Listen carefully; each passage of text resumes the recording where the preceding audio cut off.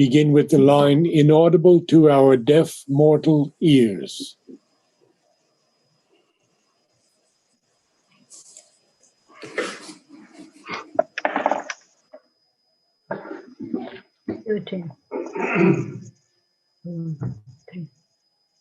As I welcome you all today to Savitri Sunday, I want to share a few words from Mother and one quotation from Purani.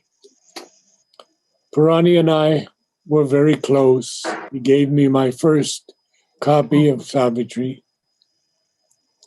the 1952 edition, I believe it was.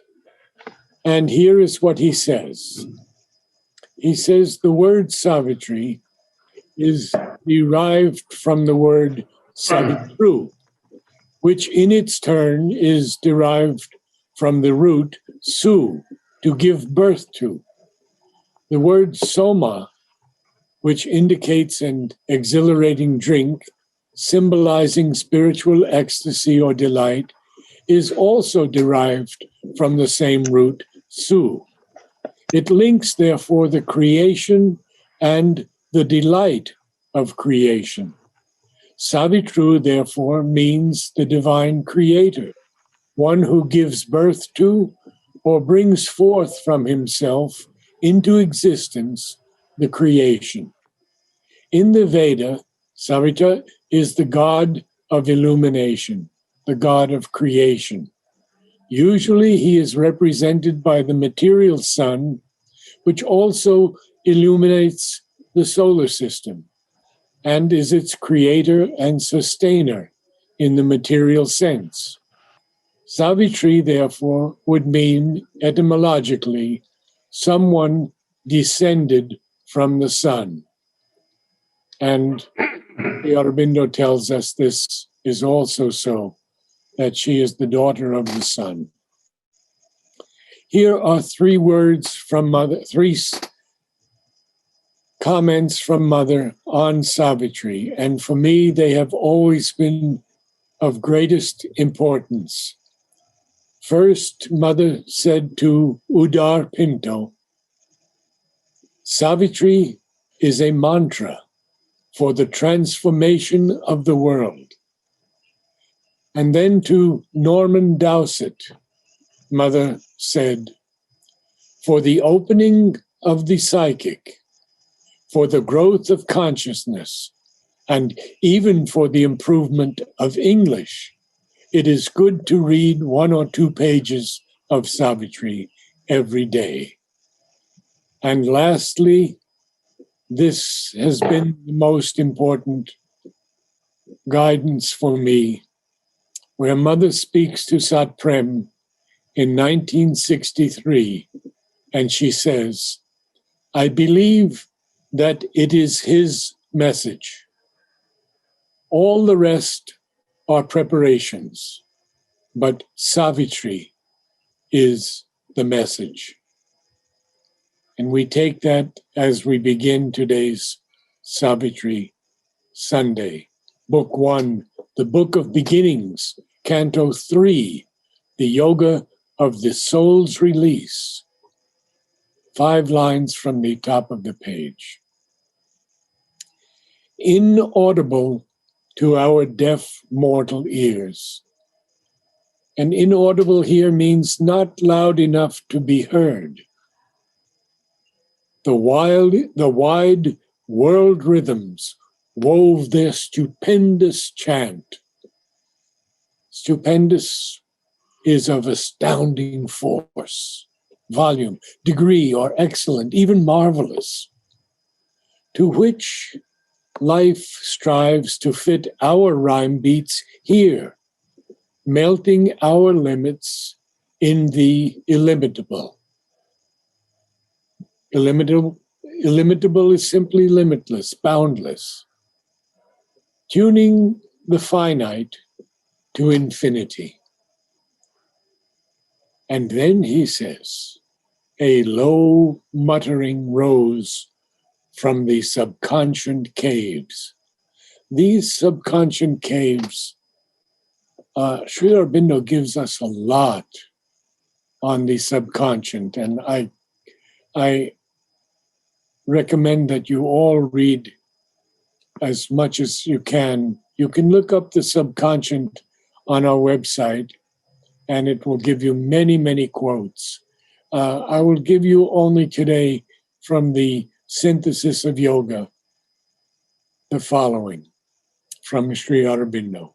In our yoga, we mean by the subconscious that quite submerged part of our being in which there is no wakingly conscious and coherent thought, will, or feeling, or organized reaction, but which yet receives obscurely the impressions of all things and stores them up in itself, and from it too all sorts of stimuli, all of persistent habitual movements, crudely repeated or disguised in strange forms, can surge up into dream or into the waking nature. And then he says in his letters on yoga, just as the higher consciousness is superconscient to us and supports all our spiritual possibilities and nature, so the subconscious is the basis of our material being and supports all that comes up in the physical nature. And he calls it the submental base of the being, made up of impressions, instincts, habitual movements that are stored there. And it keeps all of those movements. And then the next line, after this, a low muttering rose from the subconscious caves, the stammer of the primal ignorance. Wow. A stammer, of course, is a way of speaking characterized by faltering, involuntary pauses, or repetitions. And primal is the first in time, original, primeval. So this stammer of the primeval ignorance arises. But there's an answer to that inarticulate questioning.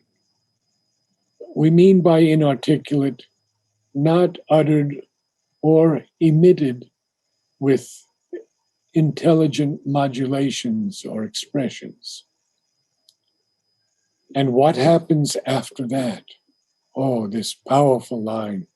They're stooped with lightning neck and thunder's wings, a radiant hymn to the inexpressible. So we have the term hymn, and there are many terms in music that Sri Aurobindo continually uses. Today we'll do two of them.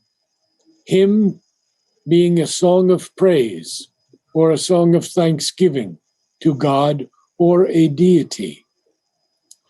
Of course, the inexpressible, Sri Aurobindo capitalizes the I, and we always have to keep our attention focused on these capitalizations, because the inexpressible is not capable of being uttered or even described in words.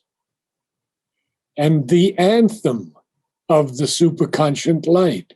Well, so we had a hymn, a song of praise, and an anthem, which is a song of devotion or patriotism or gladness. So we see the differences in the hymn and the anthem. Hymn is mainly a song, but an anthem can be that of praise, devotion, patriotism, or gladness. So we understand this difference now. And I want to continue with these lines. All was revealed there, none can here express. Vision and dream were fables spoken by truth, or symbols more veridical than fact. Now, Sri Aurobindo puts in here the word veridical, which is truthful, real, actual, genuine. So these fables and these symbols are more truthful, more real, even than fact. In this realm where Ashwapati is at present. And then there are 4 lines that I will talk about only briefly. Or were truths enforced by supernatural seals. Period. Immortal eyes approached and looked in his, and beings of many kingdoms neared and spoke. The ever-living, whom we name as dead, could leave their glory beyond death and birth to utter the wisdom which exceeds all phrase. I can share here an experience of mine that I had in my second darshan of Sri Aurobindo in the subtle physical plane. The Lord was walking to me and speaking with 2 people.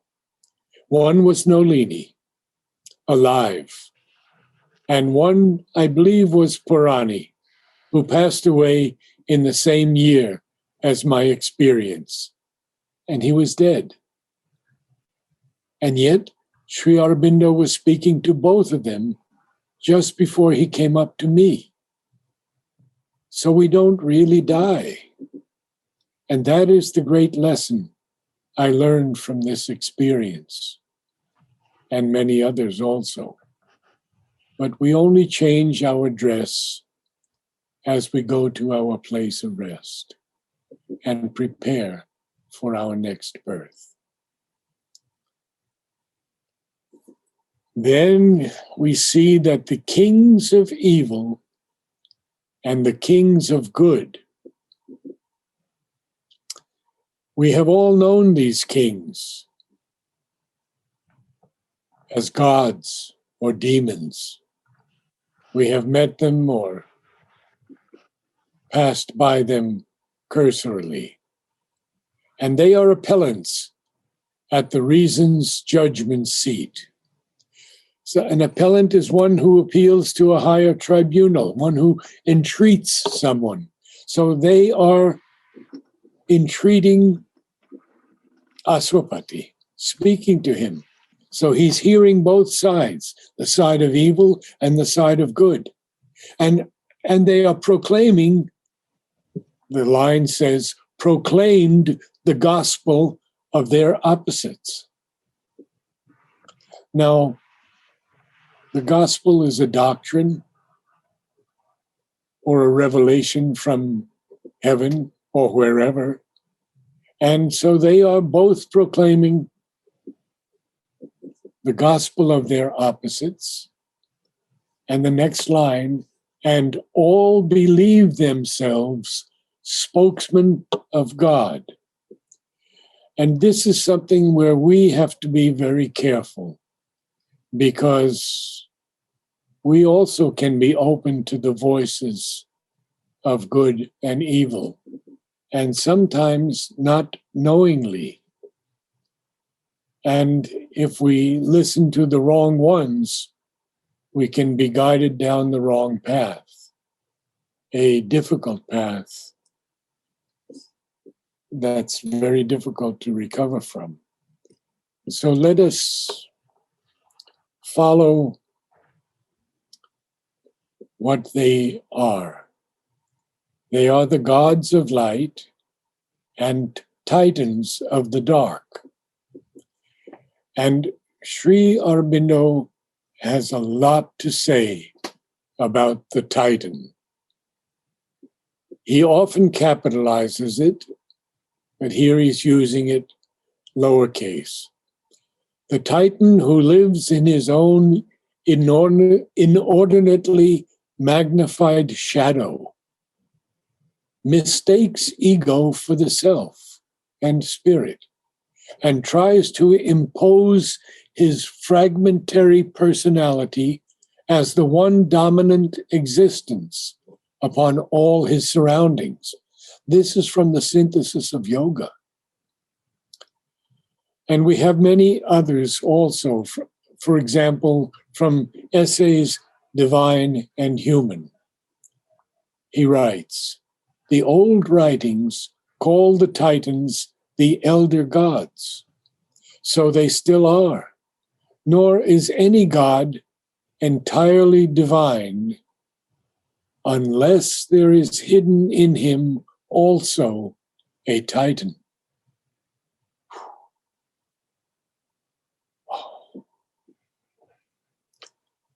And again, in Essays Divine and Human, he writes, "The mental or vital demigod, the Asura, Rakshasa, and Pisacha, Titan, vital giant, and demon." He lists them like that. Asura is the Titan, Rakshasa, vital giant, and Pisacha, demon, are superhuman in the pitch and force and movement and in the make of their characteristic nature. But these are not divine, and those not supremely divine, for they live in a greater mind power or life power only, but they do not live in the supreme truth. And only the supreme truth, capital T, is divine. Only those who live in a supreme truth consciousness and embody it are inwardly made or else remade in the divine image. So powerful. And so they are now battling for Aswapati's soul. Battled for his soul as for a costly prize. In every hour, loosed from the quiver of time. And here we have two interesting words. Loosed, freed or released from fastening or attachment. And a quiver, of course, is a portable case for holding arrows. And this word loosed is not too often used in poetry, but I want to quote two quatrains from William Butler Yeats, using the word loosed. Turning and turning in the widening gyre, the falcon cannot hear the falconer. Things fall apart. The center cannot hold. Mere anarchy is loosed upon the world. Things fall apart. The center cannot hold.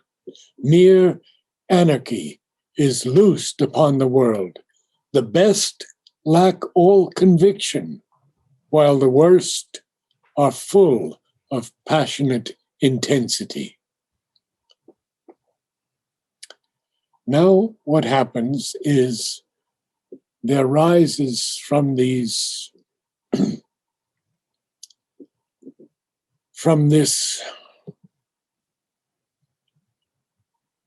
quiver loosed, in every hour loosed, a song of new discovery.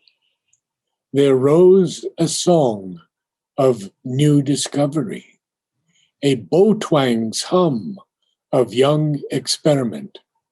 Well, a bow twang is the resonant sound that's produced when a string is sharply plucked or suddenly released. So we see that this song of new discovery is a bow twang's hum of young experiment. And we have 4 lines here, so beautiful, that Aswapati is now experiencing.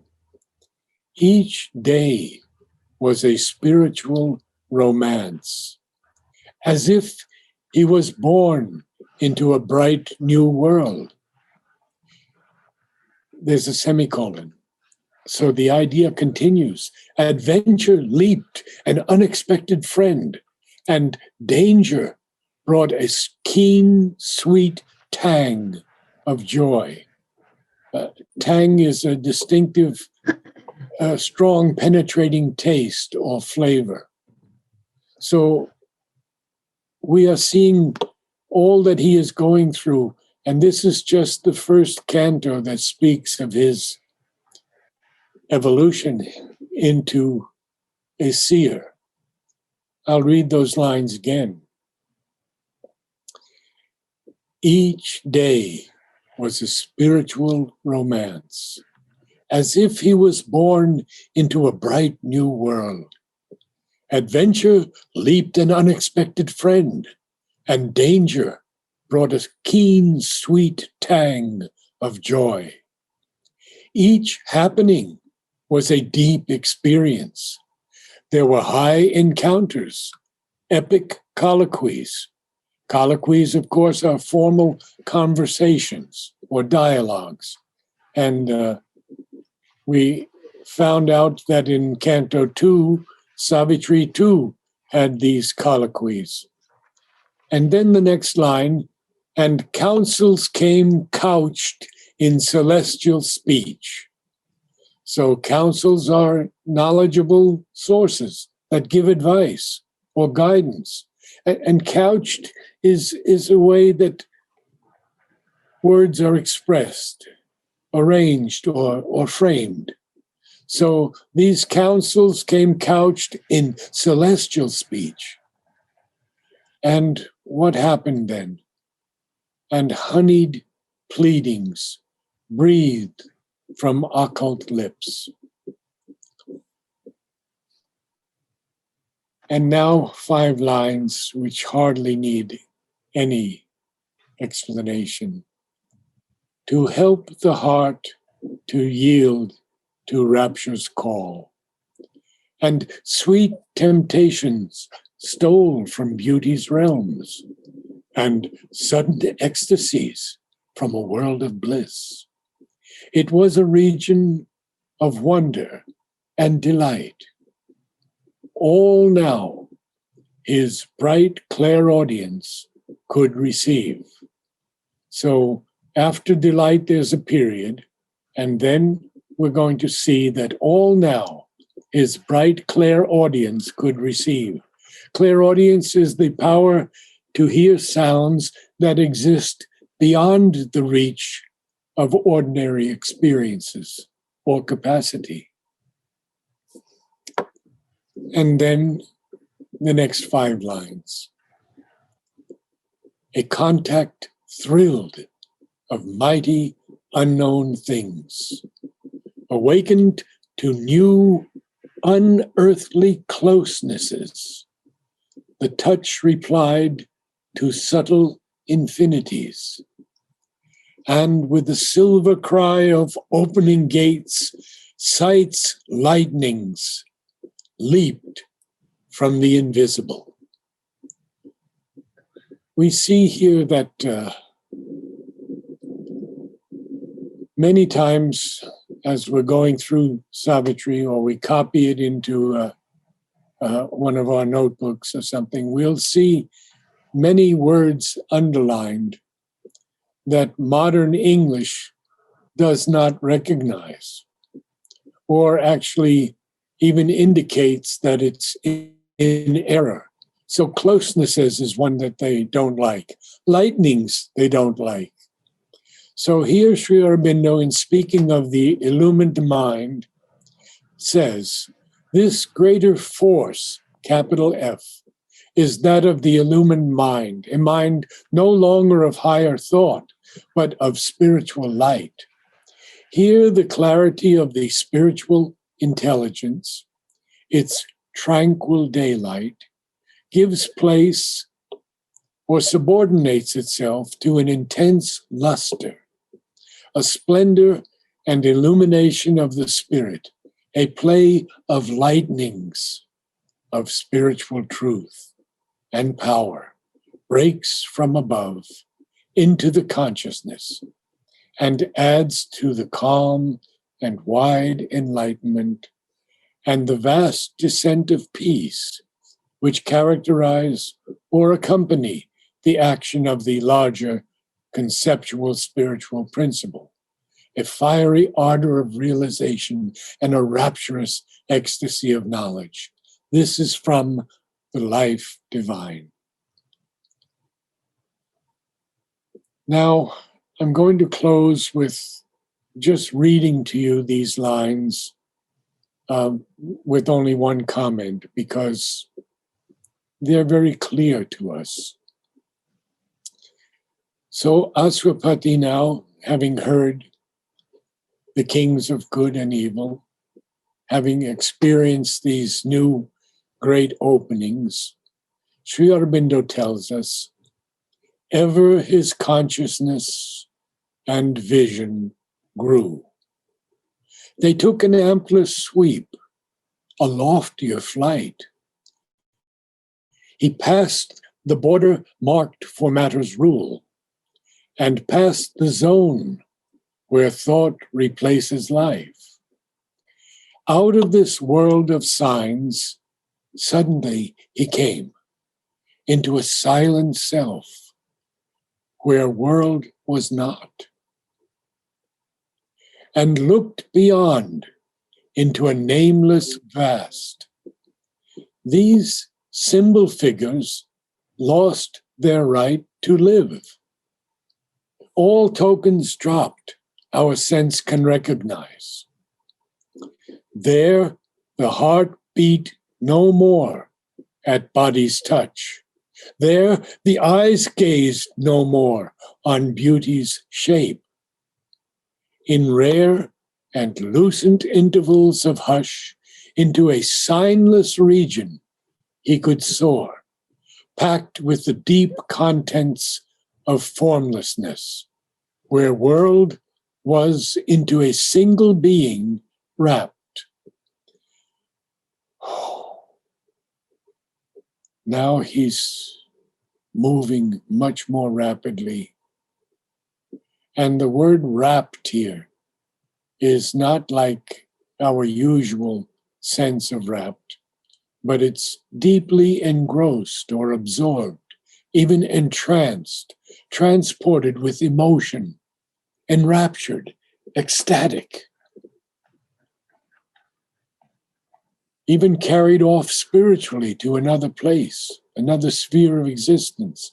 And this is from the dictionary. And I'll close with these 5 lines.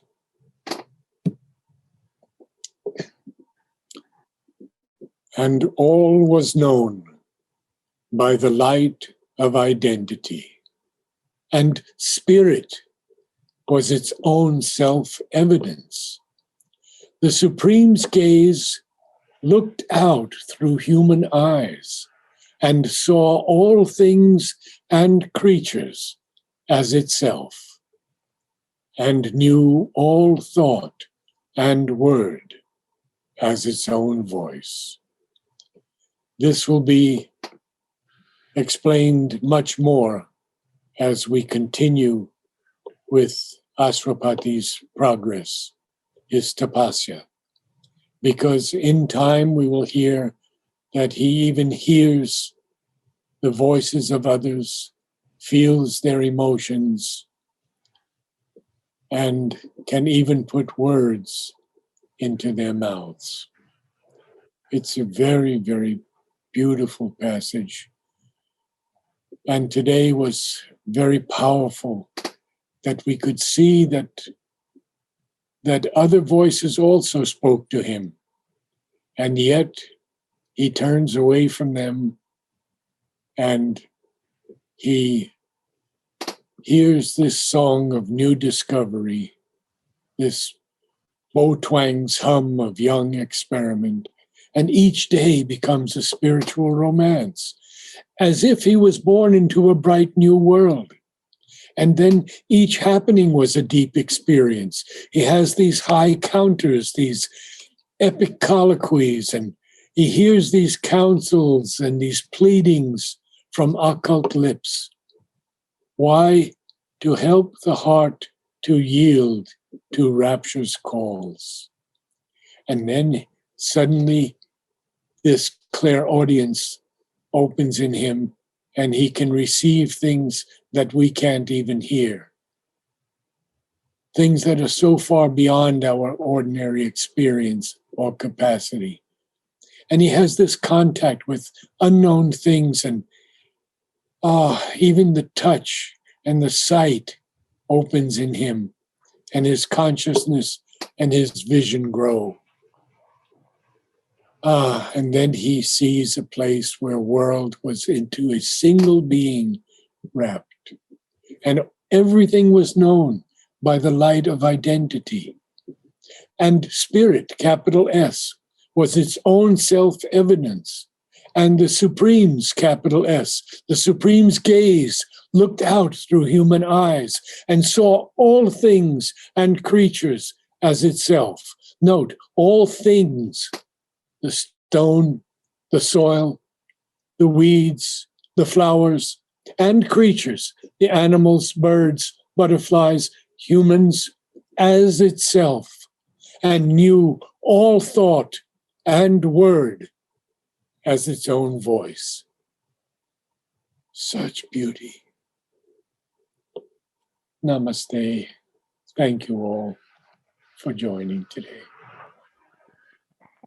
Thank you, Narad. Thank you. Thank you. Thank you, Narad. Thank you, Naradji. Thank you, Naradji.